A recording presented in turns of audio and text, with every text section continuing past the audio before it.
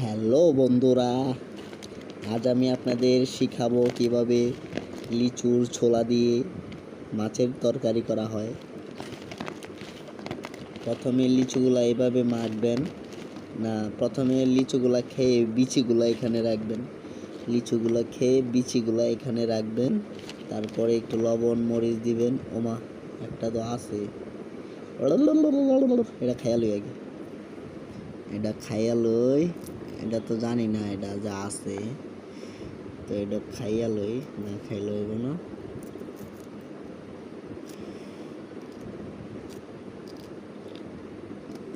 ভালো নাকি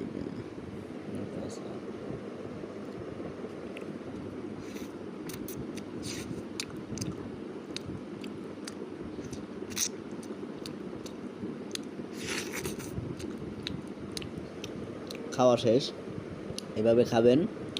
খেয়ে অর্ধেকটা রেখে দিবেন, রেখে দিয়ে এভাবে মাখবেন।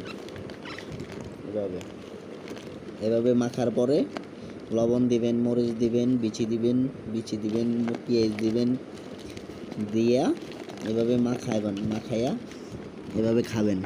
তরকারি কিন্তু হয়ে গেছে। এই যে তরকারি, বিশাল সুন্দর তরকারি। এই যে মাছের টুকরা, এই যে মাছের টুকরা, এটা রুই মাছ, এটা কাতলা মাছ, এটা বোয়াল মাছ। ঠিক আছে, এভাবে মেখবেন বুঝেছি, এভাবে মাখবেন। মাখকে এভাবে করে খাবেন। ঠিক আছে, এগুলো হচ্ছে লিচুর তরকারি মাছ দিয়ে। আমি এখন লিচুর তরকারি মাছ দিয়ে রান্না করে আপনাদের দেখালাম, খাওয়ালাম। কেমন লাগছে আপনাদের কাছে তরকারিটা অবশ্যই কমেন্ট করে জানাবেন। এই যে ওয়াও, কি একটা স্বাদের তরকারি।